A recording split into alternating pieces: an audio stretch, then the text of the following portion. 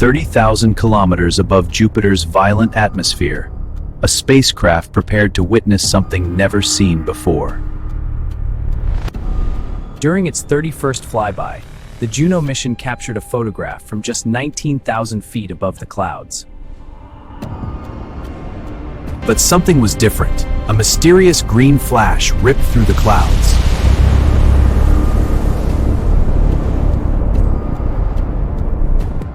Unlike Earth, where lightning forms in water vapor clouds, Jupiter's lightning ignites inside storms made of ammonia and water solution.